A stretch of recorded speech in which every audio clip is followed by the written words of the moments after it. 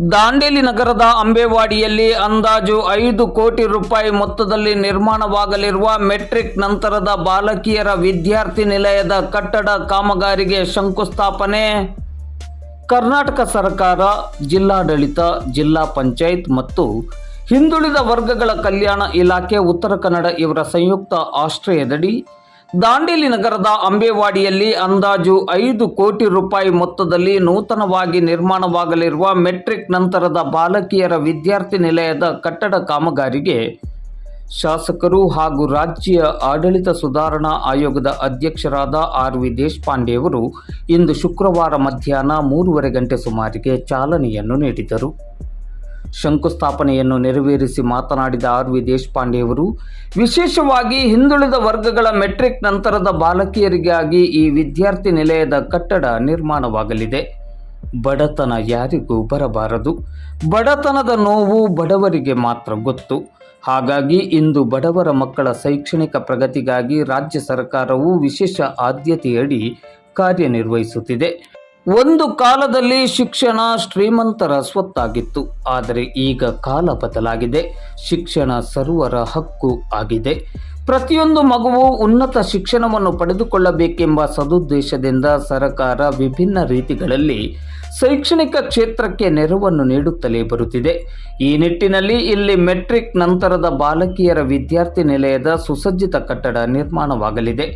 ಈ ಕಟ್ಟಡವನ್ನು ಅತ್ಯಂತ ಉತ್ಕೃಷ್ಟ ಗುಣಮಟ್ಟದಿಂದ ನಿರ್ಮಿಸಲು ಗುತ್ತಿಗೆದಾರರು ಕಟಿಬದ್ಧರಾಗಿರಬೇಕೆಂದು ಕರೆ ನೀಡಿದರು. ಇನ್ನು ವಿದ್ಯಾರ್ಥಿಗಳು ಹಾಗೂ ವಿದ್ಯಾರ್ಥಿನಿಯರು ಜೀವನದಲ್ಲಿ ಮಹತ್ವದ ಸಾಧನೆಯನ್ನು ಮಾಡುವ ಗುರಿಯನ್ನು ಇಟ್ಟುಕೊಳ್ಳಬೇಕು. ಇಟ್ಟುಕೊಂಡ ಗುರಿಗೆ ಸಮರ್ಥವಾಗಿ ಹಾಗೂ ಸತತವಾಗಿ ಅಧ್ಯಯನಶೀಲರಾಗಿ ಗುರಿಯನ್ನು ಈಡೇರಿಸಲು ಪ್ರಾಮಾಣಿಕವಾಗಿ ಪ್ರಯತ್ನಿಸಬೇಕು. ಸತತ ಪ್ರಯತ್ನ ಮತ್ತು ಸತತ ಅಧ್ಯಯನದಿಂದ ಗುರಿ ಈಡೇರಲು ಸಾಧ್ಯ ಎನ್ನುವ ಅರಿವನ್ನು ಎಲ್ಲ ವಿದ್ಯಾರ್ಥಿಗಳು ಹಾಗೂ ವಿದ್ಯಾರ್ಥಿನಿಯರು ಹೊಂದಿರಬೇಕು. ಇಂದು ನಾವು ಸ್ಪರ್ಧಾತ್ಮಕವಾದ ಯುಗದಲ್ಲಿದ್ದೇವೆ. ಪ್ರತಿಯೊಂದು ಕ್ಷೇತ್ರದಲ್ಲಿಯೂ ಸ್ಪರ್ಧೆ ಇದೆ. ಆದರೆ ಕ್ರಿಯಾಶೀಲತೆ, ಬುದ್ಧಿವಂತಿಕೆ ಮತ್ತು ಸತತ ಪ್ರಯತ್ನ ಇದ್ದಲ್ಲಿ ಜೀವನದಲ್ಲಿ ಅಂದುಕೊಂಡಿದ್ದನ್ನು ಸಾಧಿಸಲು ಸಾಧ್ಯವಿದೆ. ಶ್ರೀಮಂತರ ಮಕ್ಕಳು ವೈದ್ಯರು, ಇಂಜಿನಿಯರ್ ಆಗುವುದು ಸಾಧನೆಯಲ್ಲ. ಆದರೆ ಸಮರ್ಪಕ ಮೂಲಸೌಕರ್ಯ ಇಲ್ಲದೇ ಇದ್ದರೂ ಶೈಕ್ಷಣಿಕವಾಗಿ ಪ್ರಗತಿಯನ್ನು ಸಾಧಿಸಿದ ಬಡವರ ಮಕ್ಕಳು ಉನ್ನತ ಸ್ಥಾನಕ್ಕೆ ಏರುವುದು ನಿಜವಾದ ಸಾಧನೆ ಎಂದರು. ಈ ನಿಟ್ಟಿನಲ್ಲಿ ರಾಜ್ಯ ಸರ್ಕಾರವು ಶೈಕ್ಷಣಿಕ ಕ್ಷೇತ್ರದ ಬಲವರ್ಧನೆಗಾಗಿ ಹಲವಾರು ಜನೋಪಯೋಗಿ ಕಾರ್ಯಕ್ರಮಗಳನ್ನು, ಕಾರ್ಯಚಟುವಟಿಕೆಗಳನ್ನು ಸದಾ ಅನುಷ್ಠಾನಪಡಿಸುತ್ತಿದೆ ಎಂದರು.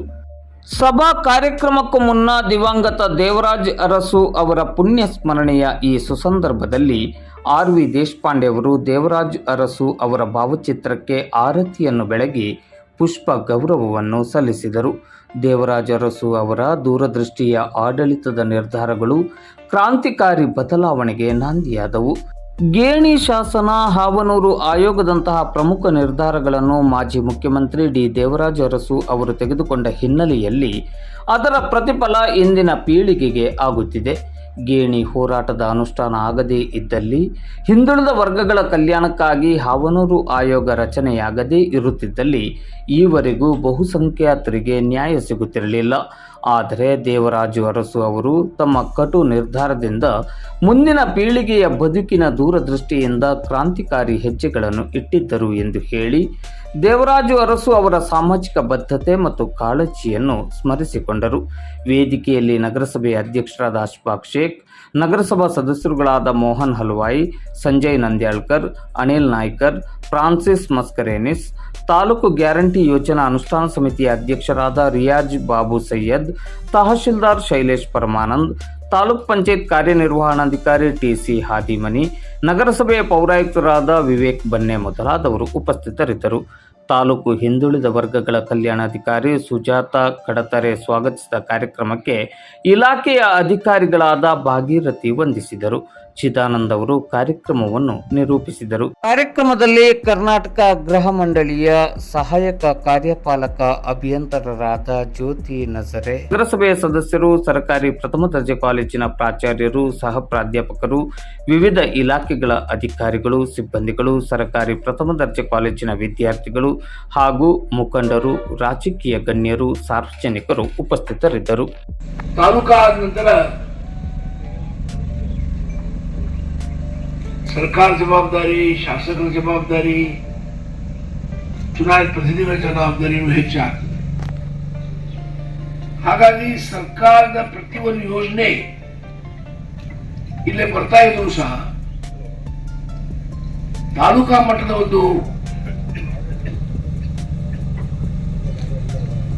ಒಂದು ಸ್ಟೇಟಸ್ ಬಂದ ನಂತರ ಸರ್ಕಾರದ ಪ್ರತಿಯೊಂದು ಯೋಜನೆ ದಾಂಡೇಲಿ ತಾಲೂಕಾ ಹೆಸರಿನಲ್ಲಿ ಇಲ್ಲೇ ಮುಟ್ಬೇಕಾಗ್ತದೆ.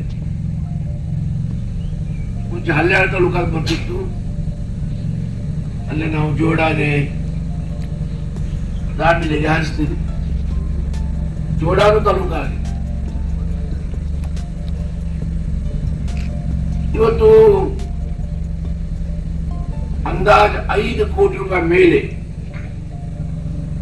ಎಷ್ಟು 5 ಕೋಟಿ ಅಲ್ಲ, 5 ಕೋಟಿ ರೂಪಾಯಿ ವೆಚ್ಚ ಮಾಡಿ ಒಂದು ಸುಂದರ ಸುಸಜ್ಜವಾದ ಬಾಲಿಕೆಯರ ಪೋಸ್ಟ್ ಮ್ಯಾಟ್ರಿಕ್ ಹಾಸ್ಟೆಲ್ ಕಟ್ಟಡ ನಿರ್ಮಾಣ ಮಾಡಲಿಕ್ಕೆ ಇವತ್ತು ನಾವು ಅಡಿಗಲ್ ಹಾಕಿದ್ದೇವೆ. ಇಲ್ಲಿ ಕಾಂಟ್ರಾಕ್ಟರ್ ಬಂದಿದ್ದಾರೆ. ಎಲ್ಲದಾರು ಕಾಂಟ್ರಾಕ್ಟರ್ ಯಾಕೆ ಇಲ್ಲಿ ಕೂತೀವ, ಬಿಲ್ ಮಾಡ್ಕೊಳ್ಳೋಕೆ ಮುಂದೆ ಬರೋವೇನು? ಸುಸಜ್ಜ ಗುಣಮಟ್ಟದ ವಸತಿ ನಿಲಯ ನಿರ್ಮಾಣ ಆಗ್ತದೆ. ಕಾಂಟ್ರಾಕ್ಟರ್ ಮೇಲೆ ಜವಾಬ್ದಾರಿ ಇದೆ, ಸಂಬಂಧಪಟ್ಟ ಅಧಿಕಾರಿ ಮೇಲೆ ಜವಾಬ್ದಾರಿ ಇದೆ. ಹಾಸ್ಟೆಲ್ ಗುಣಮಟ್ಟದ ಮಾಡೋದು ಇವತ್ತು ಚಾಲನೆ ಕೊಟ್ಟಿದ್ದೇವೆ. ಅಡಿಗಲ್ಲು ಮಾಡಿ ಎಷ್ಟು ಸಮಯದಲ್ಲಿ ಮುಗಿದಿದೆ ಹೇಳಿದ್ರು? 9 ತಿಂಗಳು. ಅಂದ್ರೆ ಡೆಲಿವರಿ ಆಗ್ಲಿಕ್ಕೂ 9 ತಿಂಗಳು ಬೇಕಾಗ್ತದೆ, ನಿಮ್ಮ ಹಾಸ್ಟೆಲ್ ಆಗ್ಲಿಕ್ಕೂ 9 ತಿಂಗಳು. ನೋಡ್ರಿ, ಹೆಣ್ಮಕ್ಳ ಹಾಸ್ಟೆಲು ಡೆಲಿವರಿ ಹೆಣ್ಮಕ್ಳು 9 ತಿಂಗಳೇ ಆಗ್ತದೆ. ಇದು ಹಾಸ್ಟೆಲ್ 9 ತಿಂಗಳು. ಹಾಗಾಗಿ 9 ತಿಂಗಳೊಳಗಾಗಿ ಒಳ್ಳೆ ಸುಸಜ್ಜ, ಒಂದು ಪ್ರೇಕ್ಷಣೀಯ, ಎಲ್ಲರಿಗೂ ಆಕರ್ಷಣೆ ಮಾಡುವಂತ ಕಟ್ಟಡ ಕಾಂಟ್ರಾಕ್ಟರ್ ಸಾಹೇಬರ ನಿರ್ಮಾಣ ಆಗಬೇಕು. ಲಾಭದ ಅಂಶ ಸ್ವಲ್ಪ ಕಡಿಮೆ ಮಾಡಿಕೊಂಡು ಹೆಣ್ಮಕ್ಕಳದೇ. ಹಾಗಾಗಿ ಸ್ವಲ್ಪ ಹೆಚ್ಚಿನ ಒಳ್ಳೆ ಕೆಲಸ ಮಾಡಿ ಕೊಡಿ. ಸ್ವಲ್ಪ CSR ಇರ್ತದೆ, ನಿಮ್ಗೆ CSR ಇವರು ಅದೆಲ್ಲ CSR ಸ್ವಲ್ಪ ಡೆಸ್ಕ್ ಬೆಂಚ್ ಎಲ್ಲ ಕೊಡ್ರಿ. ಏಮ್ಮ CSR ಮಾಡ್ತಾನವ, ಡೆಸ್ಕ್ ಬೆಂಚು ಏನೇನು ಬೇಕು ಹೋಗ್ಬಿಟ್ಟು ತಗೋ, ಹೌದಾ? ಹಾಗಾಗಿ ಆ ಕೆಲಸ ಆಗ್ಬೇಕು. ದೇವರಾಜ ಅರಸು ರಾಜ್ಯದ ಗೌರವಾನ್ವಿತ ಮಾಜಿ ಮುಖ್ಯಮಂತ್ರಿಗಳು. ಇವತ್ತು ಅವ್ರು ನಾವು 100 ಬಾರಿ ಸ್ಪರ್ಶಿದ್ರೆ ಕಡಿಮೆ. ವಿರೋಧ ಪಕ್ಷದ ನಾಯಕರಾಗಿ, ಪಕ್ಷದ ಅಧ್ಯಕ್ಷ ಆಗಿ, ರಾಜ್ಯದ ಮುಖ್ಯಮಂತ್ರಿ ಆಗಿ, ಅವರು ಮುಖ್ಯವಾಗಿ ಬಡವರ ಸಲುವಾಗಿ, ಹಿಂದುಳಿದ ಜನಾಂಗ ಸಲುವಾಗಿ, ಬಡ ಜಾತಿ ಪರಿಷ್ಕೃತ ಮಂಗಳ ಯೋಜನೆ ಸಲುವಾಗಿ, ಅಲ್ಪಸಂಖ್ಯಾತರ ಸಲುವಾಗಿ ಹಲವಾರು ಯೋಜನೆಗಳು ಜಾರಿಗೆ ತಂದು ಇದು ಲ್ಯಾಂಡ್ ರಿಫಾರ್ಮ್ ಅವರು ತಂದ್ರೆ ಇಲ್ಲಿ 137 ಪಕ್ಷ ಮಾಡಿದ್ರು, ಅದು ಬೇರೆ ಇತಿಹಾಸ. ಆದರೆ ಇವತ್ತು ಸ್ಮರಣಾರ್ಥ ಇವನು ಸರ್ಕಾರ ಯೋಜನೆ ಮಾಡಿದೆ. ಅದರಿಂದ ಇವತ್ತು ಹಿಂದುಳಿದ ಹಾಸ್ಟೆಲ್ ಇವತ್ತು 5 ಕೋಟಿ ರೂಪಾಯಿ ವೆಚ್ಚ ಮಾಡಿ ನಿರ್ಮಾಣ ಆಗ್ತಾ ಇದೆ.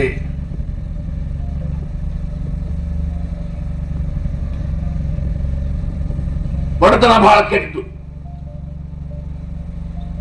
ಬಡತನ ಮೇಲೆ 1, 2, 3 ಗಂಟೆ ಭಾಷಣ ಮಾಡಲಿಕ್ಕೆ ಸಾಧ್ಯತೆ.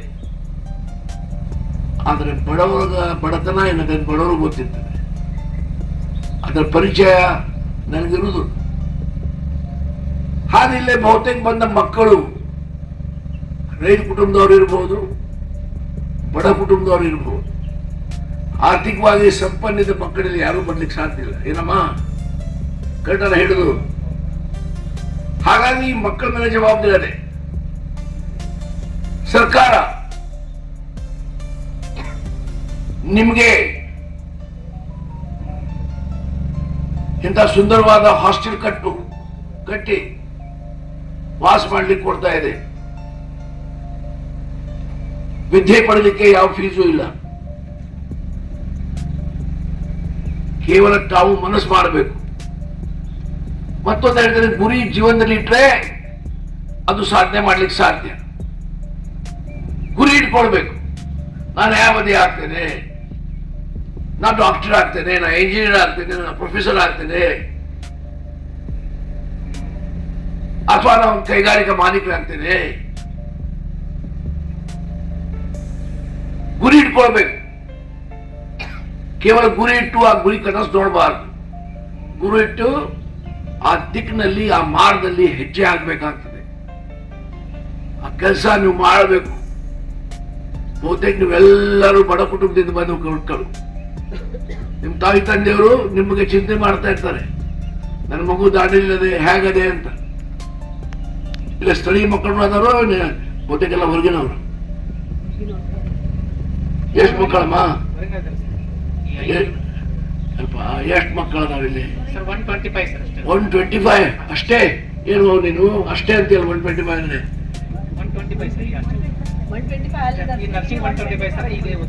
125 ಕಡಿಮೆ ಆದೇನು? ಏನನ್ನು ಮತ್ತೆ 125 ಈ ಹಾಸ್ಟೆಲ್ದಲ್ಲಿ 125 ಮಕ್ಕಳು ಅದಾರ.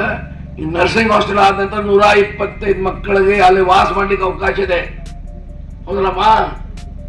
ಮಾತಾಡಮ್ಮ. ಇದು ಗಂಡು ಹೆಂಗಸ ಹೆಂಗ್ ಮಾತಾಡುದಿಲ್ಲ? ಭಾಷಣ ಮಾಡಿದ್ಲು, ಸ್ವಾಗತ ಮಾಡಿದ್ಲು. ಈಗ ಇವ್ರಿಗೆ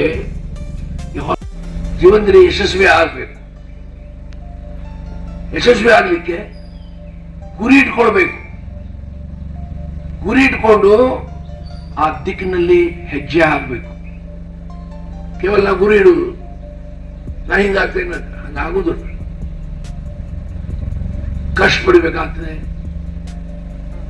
ವಿದ್ಯೆ ವಿನಯನ ಶೋಭತೆ. ವಿದ್ಯೆ ವಿನಯದಿಂದ ಅದಕ್ಕೆ ಶೋಭೆ ಬರ್ತದೆ. ವಿದ್ಯೆಯಿಂದ ಸಮಾಜದಲ್ಲಿ ಗೌರವ ಬರ್ತದೆ. ಒಂದು ಕಾಲ ಇತ್ತು, ನೀವು ತಿರುಗಾಗ ಪಾಸ್ ಆದ್ರು 40% ಮಾರ್ಕ್ ತಗೊಂಡ್ರು, 50% ಮಾರ್ಕ್ ಏನ್ ಲೆಕ್ಕಕ್ಕೆ ಇರು. ನಮ್ಮ ಡಿಸ್ಟಿಂಕ್ಷನ್ಸ್ ತಗೋಬೇಕು. ಪೇಪರ್ನಲ್ಲಿ ಫೋಟೋ ಬರ್ಬೇಕು, ಫಸ್ಟ್ ರ್ಯಾಂಕ್ ಬಂತು, ಫಸ್ಟ್ ಬಂದು ಅಂತ. ಇಲ್ಲ ಈಗ ಎಲ್ಲ ಸರ್ಕಾರ ಉಚಿತವಾದ ಕೊಡ್ತಿದೆ, ಊಟ ಕೊಡ್ತಿದೆ, ತಿಂಡಿ ಕೊಡ್ತಿದೆ, ಉಳ್ಳಿ ಕೊಡ್ತಿದೆ ಅಂತ ಹೇಳಿ 35-40% ಮಾರ್ಕ್ ಪಾಸ್ ಆದ್ರೆ ಹರಹರ ಮಹಾದೇವ್. ನಾ ಇವತ್ತೇ ಹೇಳ್ತೇನೆ, ಹರಹರ ಮಹಾದೇವ್ ಅಷ್ಟೇ ಹೇಳುದು. ಶಿವನ ಸೇವೆ ಮಾಡ್ಲಿಕ್ಕೆ ಹೋಗಿ ಹರಹರ ಮಹಾದೇವ್ ಹೇಳು. ಹಾಗಾಗಿ ಇವತ್ತು ನಮ್ಮ ನಗರಸಭೆಯವರು ಯಾವ ಹಾಸ್ಟೆಲ್ ಕೊಟ್ಟಿದ್ರಿ ನೀವು? ಯಾವ 3 ಹಾಸ್ಟೆಲ್? ಇಷ್ಟೇ ಇಲ್ಲಮ್ಮ. 2 ಇನ್ವೆಂಟರ್ಸ್ ಕೊಟ್ಟಿದ್ದಾರೆ, 5 ಇನ್ವರ್ಟರ್ ಕೊಟ್ಟಿದ್ದಾರೆ. ಇದು 1000 ಬಹಳ ಕಡಿಮೆ ಇದೆ. ಏನ್ 7 लाख? क्या 7 लाख? ये गीजर देगा, ओके, ये फिल्टर है नहीं 2 का, और ये 2-4 ज्यादा दो. ಈ ಇನ್ವರ್ಟರ್ 5 ಸಾಕಾಗ್ತವೇನೋ? ಕೊಡಿ. ಏನಾಗ್ತದೆ ಮುನ್ಸಿಪಾಲಿಟಿ ಕೊಡಕ್ಕೆ? ಏನಾಗುತ್ತೆ? ನಿಮ್ದು ಕಿಶನ್ ಕೊಟ್ರೆ ವಿಚಾರ ಮಾಡಬೇಕು.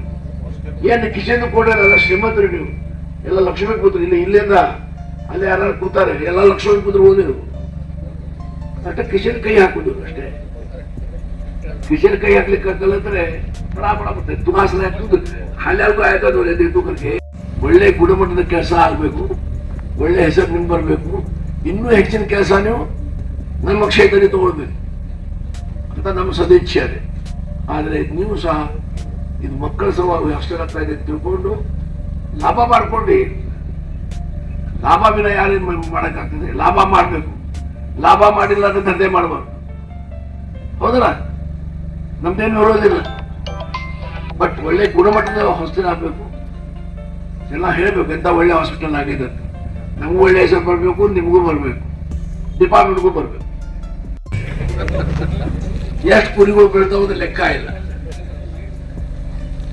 ಈ ದೇಶದಲ್ಲಿ ಅದೇ ಇಲ್ಲ, ಬಕ್ರಿ ಇದು ನಮ್ಮ 12 ದಂಡಿನಲ್ಲಿ ಅಷ್ಟೇ ಇಲ್ಲ.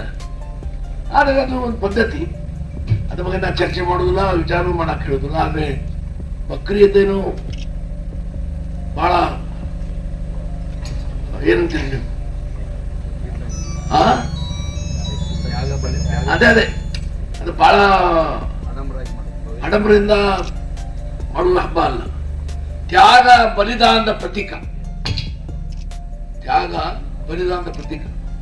ಹಾಗಾಗಿ ಎಲ್ಲ ನಮ್ಮ ಭಕ್ತಬಿಂದರು, ಬಾಂಧವರು, ಹಿರಿಯವರು, ಅಲ್ಪಸಂಖ್ಯಾತರು, ಮುಸಲ್ಮಾನರು ಈ ಹಬ್ಬ ನಾಳೆ ಆಚರಿಸ್ತಾ ಇದ್ದಾರೆ. ಇದಕ್ಕೂ ನನ್ನ ಶುಭಾಶಯ. ಮತ್ತು ದೇವರು ನಿಮಗೆಲ್ಲರೂ ಒಳ್ಳೆಯದು ಮಾಡಲಿ. ಮತ್ತು ಹಬ್ಬ ಸುಳಿದವಾಗಿ ನಡೆದು ಅದಕ್ಕೆಲ್ಲ ಏನೇನು ಸಹಕಾರ ಕೊಡಬೇಕು ಸರ್ಕಾರದ ಅಧಿಕಾರಿ ಕೊಟ್ಟು ಅವರು ಸಹ ನಿಮ್ಮ ಜೊತೆ ಸಭೆ ಮಾಡಿ ನಿಮ್ಮ ಮಾರ್ಗದರ್ಶನ ಮಾಡಿದ್ದಾರೆ. ಹಾಗಾಗಿ ಆ ಪ್ರಕಾರ ಎಲ್ಲರೂ ಹಬ್ಬ ಆಚರಿಸಬೇಕು. ಎಲ್ಲರೂ ಶುಭಾಶಯಗಳು. ಜೈ ಹಿಂದ್, ಜೈ ಕರ್ನಾಟಕ, ಜೈ ಕಾಂಗ್ರೆಸ್.